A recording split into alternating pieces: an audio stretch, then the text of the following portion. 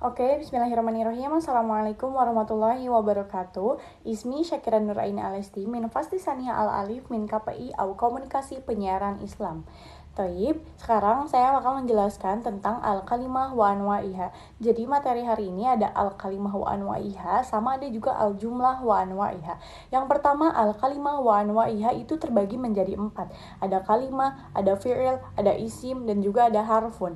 Yang pertama, saya akan menjelaskan tentang al-kalimah. Ma huwa al-kalimah? Al-kalimah huwa lafzun yata'allafu min ba'di hurufil hijaiyah wa yadullu ala ma'nan. Yang artinya, suatu lafaz yang tersusun dari beberapa huruf hijaiyah. Suatu lafaz yang tersusun dari beberapa huruf hijaiyah. Contohnya, tolibun. Tolibun itu ada huruf to, ada huruf alif, dan ada huruf lam, dan ada huruf ba juga.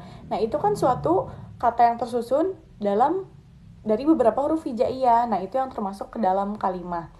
Kemudian ada juga yang kedua, ada al-ismu. Mahwal ismu? Al-ismu kullu lafzin yadulu ala ma'na min zatin au sifatin ghairi muqtarinin bizamani muayyanin. Yang artinya setiap lafaz yang menunjukkan arti suatu zat atau benda atau sifat yang tidak terikat oleh waktu-waktu tertentu. Kemudian ismu juga yanqasimu ila qismaini. Alamat yanqasimu ila qismaini bi alamatihi. Ada 4. Yang pertama itu ada alif lam, yang kedua itu ada tak marbutoh dan tak tanis, yang ketiga itu ada fatatain, domatain, kasrotain, yang keempat itu ada alamun ataupun nama. Yang pertama itu ada alif lam. Saya akan memberikan contoh dari alif lam, seperti contohnya al-jami'ah. Al-jami'ah karena ada alif lam jadi termasuk ke dalam isim. Kemudian yang kedua ada tak marbutoh dan ada tak tanis kayak gitu ya.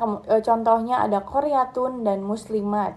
Kemudian yang ketiga ada fatatain, domatain, kasrotain, yang contohnya dari domatain ada da'watun. Kemudian yang terakhir dari alamatul ismun ada alamun. Alamun itu dalam bahasa Indonesia nama. Semua nama termasuk ke dalam ismun, seperti contohnya Ahmadun, Fatimatun, kayak gitu, Aisyatun. Nah, itu sedikit penjelasan dari ismun. Kemudian yang ketiga ada fi'il. Ma huwa fi'il? Al-fi'lu huwa kullu lafzin yadullu ala huduthi syai'in fi zamani khosin. Yang artinya setiap lafaz yang menunjukkan terjadinya sesuatu pada waktu-waktu tertentu. Dan fi'il juga ada ke dalam alamatul fi'li. Mungkin kalau fi'il itu bisa diartikan sebagai kata kerja kayak gitu. Alamatul fi'il itu ada 6 kayak gitu. Yang pertama ada alif, nun, ya, dan ta. Contohnya itu seperti af'alu, naf'alu, yaf'alu, dan taf'alu. Kemudian yang kedua itu ada dari af'alul khamsah, atau contohnya seperti yaf'alani, taf'aluna. Itu termasuk ke dalam af'alul khamsah, mungkin lebih ke jamak kayak gitu. Kemudian yang ketiga ada qad, saufa, dan sa. Contohnya ada saufa ta'lamuna. Nah, itu termasuk ke dalam fi'il juga kayak gitu. Kemudian yang keempat ada harfu nasbi wa jazmin. Seperti contohnya contoh hurufnya ada an, lam, lan, dan in. Contohnya uridu an akuna insanan nafi'an. Kemudian yang kelima ada tak sukun, ta, ti, tu. Yang contohnya seperti fa'alat, fa'alta, fa'altu, fa'alti. Nah, itu contohnya. Kemudian yang keenam ada yang berakhiran hurufnya itu huruf sukun, seperti if'al, uktu, uknus. Mungkin itu generalnya bisa kita ambil dari fi'il amri kayak gitu ya. Itu dari alamatul fi'li ada 6.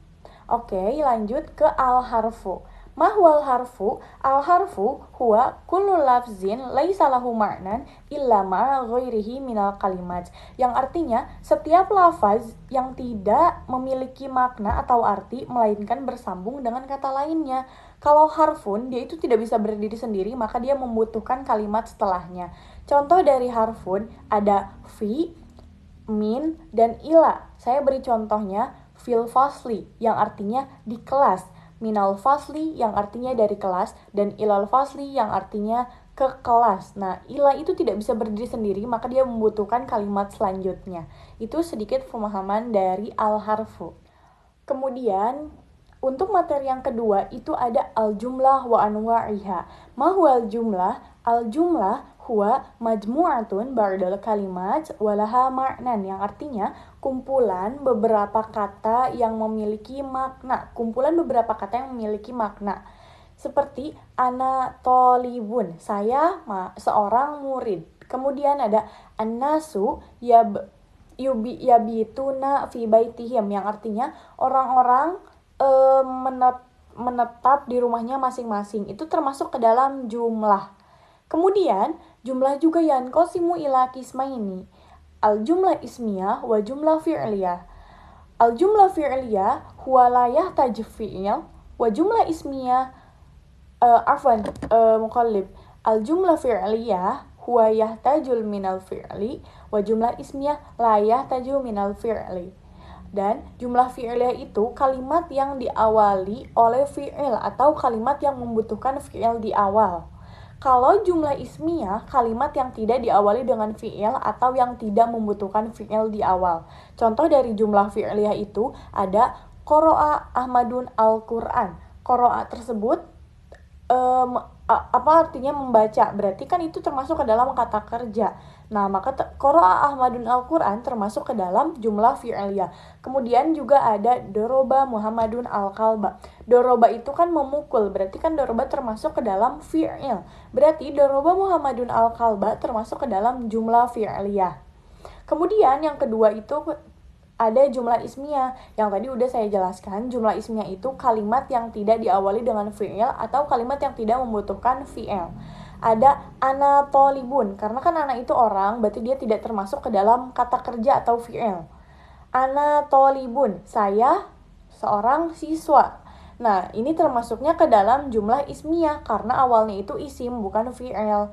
Kemudian yang kedua itu ada juga dari jumlah ismiyah itu, selain dia tidak membutuhkan fi'il di awal, dia juga di awalnya itu bisa dengan harfu jar seperti fi, ila, min. Nah, itu termasuk ke dalam harfu jar. Seperti contohnya fil fasli, fil masjid, fil hammami. Nah, itu termasuk ke dalam jumlah ismiyah karena awalnya itu termasuk ke dalam harfu jar. Seperti itu. Mungkin cukup sekian materi yang bisa saya paparkan hari ini. Kurang lebihnya mohon dimaafkan. Afwan alal kulil akhta. Wassalamualaikum warahmatullahi wabarakatuh. Ilaliko.